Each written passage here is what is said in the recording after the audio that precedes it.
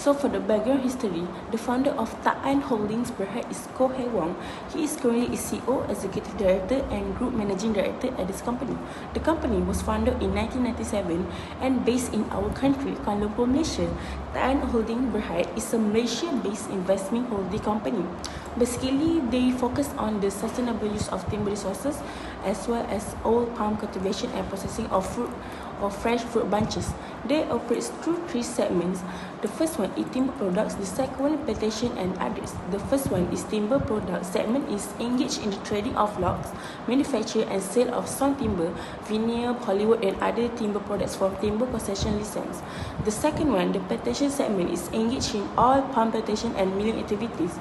The last one, the others. This other segment includes property development, investment, livestock, and agricultural production. As you can see here, this is Ta'an's holding organizational chart. So next we proceed to a mission of Ta'an Holding Berhad. So the first mission is constant innovation and refinement of our operation to achieve optimal result. Second, zero compromise on quality and price competitive product for our customer. Third, enhance stakeholder value in responsible manner. And next is a vision of Ta'an Holding Berhad. The vision is to be a leading player in the timber and oil palm industry with sustainability as a cornerstone of our corporate growth. Ta'an Holding Berhad is an investment holding company engaged in letting of premises and provision of management services to its subsidiaries. Although Ta'an Holding is mainly involved in real estate business, the company is involved in manufacture and sale of timber products, tree planting and cultivation of oil palms. Ta'an Holding Berhad is an investment. Next, we will move on to issues about Ta'an Holding Berhad. The first issue is destruction of Sarawak environment. The destruction of peatland in Sarawak is occurring at disturbing pace. A Wetland International report found the deforestation of peat swamp in forests in Sarawak is occurring at a rate that is 11.7 times faster than all of Asia combined. Ta'an is cited as among local oil palm companies active in peat swamp forests. In 1992, peatland comprised 10% of Sarawak's total land area. By 2004, this area has been reduced to 2.5%. The destruction of peat forests is one of the world's most pressing environmental issues. Loss of peat forests result in the critical degradation of biodiversity and the loss of globally significant carbon store. Despite the claiming repeatedly in its public messaging that it's utilized sustainable practice, the company has actively conducted operation in area of peat forests and clearly indicate a willingness to sacrifice a local and global environment in the expansion of its plantation operation. The second issue is exploitation of indigenous people. The overexploitation of Sarawak's forests is one of the factors resulting in the large-scale movement of logging companies into plantation across Sarawak. The Anho plantation license for a net plantable area of 150,697 hectares for oil palm and fast-growing wood trees. This directly affects 96 villages that exist within the land bank area. One palm oil plantation list affects 1,734 people. Oil palm plantations are used globally as a source for biofuel as the demand for the alternative fuel increases, particularly within the European market. This insatiable appetite for biofuel has rapidly exacerbated the many problems associated with oil palm plantation. These environmental problems are aggravated in the state with minimal regulation and sensitive environment like Sarawak. Last issue is corruption connection. Ta'an is closely associated with the administration of Chief Minister Pehin Sri Haji Abdul Taib bin Mahmud Taib through personal and business connection. Ta'an Holdings has been able to achieve its rapid growth through its tie with influential figures in the Sarawak government. Ta'an's homestead of Sarawak is run as a virtual dictatorship by Sarawak Chief Minister Taib. Taib is one of the longest-serving politicians in Southeast Asia. Taib has absolute control over Malaysia's largest and most resource-rich state. The Chief Minister controls all immigration.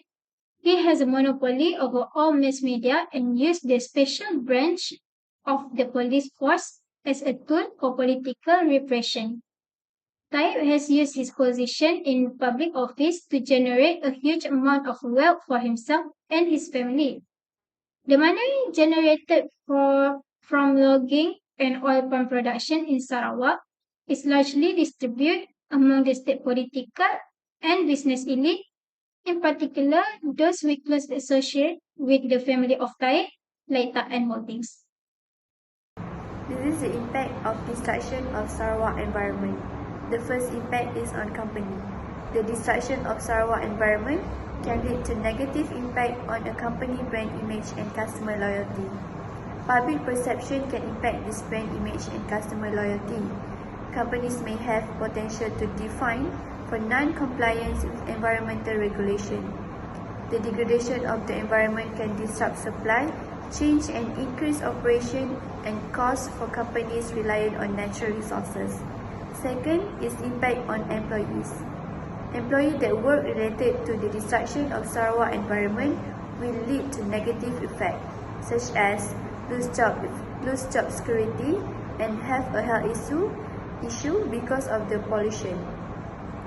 Third is impact on public. The destruction of Sarawak environment affects the general public in various ways. It can lead to the loss of biodiversity, which can have long-term ecological consequences.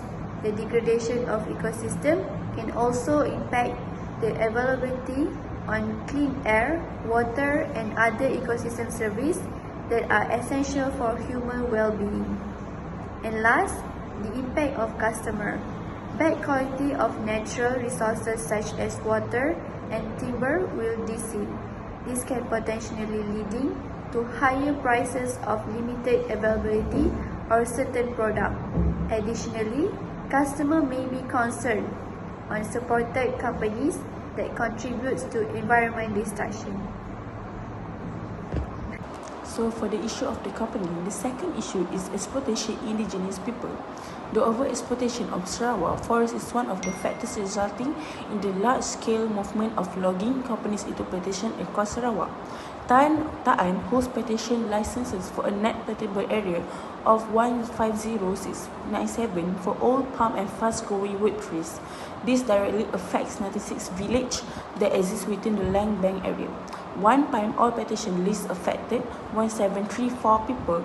Oil palm plantations are used globally as a source for biofuels as the demand for alternative fuels increases, particularly within the European market. These environmental problems are aggravated in a state with minimal regulation and sensitive environment like Sarawak. Impact for the company is reputation damage is corruption within a company can severely damage its reputation. The public and stakeholders may lose trust in the organization. And for the employee, legal risk employees involved in corrupt activities may face legal consequences, including prosecution and imprisonment. And for the customer may lose trust in a company that engages in corrupt practice, and this can lead to decreased loyalty, declining sales, and reputational damage. And for the public, impact corruption can have broader economic impacts on society, leading to reduced economic growth, inequality, and social instability. Okay, so for the recommendation for the issues that has been presented before, we have 3 recommendations, and for the first issues, our recommendation is do a public awareness. The company can do the public awareness. The company can raise the public awareness about the rights and issues faced by indigenous communities in Sarawak, advocate for the protection of indigenous rights and lands. And as stated in Quran, so in Surah An-Nahl, verse 90, indeed, Allah orders justice and good conduct and giving to relative and forbids immorality and bad conduct and oppression. He admonishes it admonishes you that perhaps you will be reminded. So for the second issues, the recommendation is to strengthen the laws. Company can implement or government can implement comprehensive anti-corruption laws and regulations. This law should criminalize bribery, embezzlement, and other corrupt practices.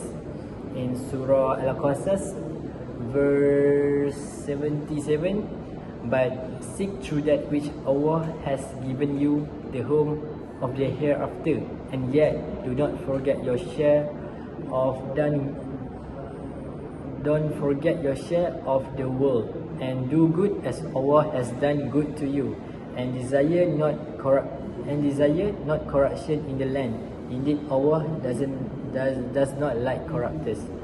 And for the last issues, the third is government roles. Government need to take a main roles in control all the activities, and the government also can strengthen government agencies responsible for monitoring and regulating land use to ensure compliance with legal protections and environmental standards, as stated in the Surah An-Nisa, verse 58.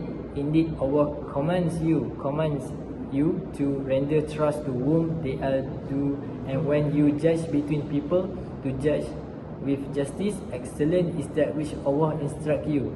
Indeed, Allah is ever hearing and seeing. So this is the reference for our research.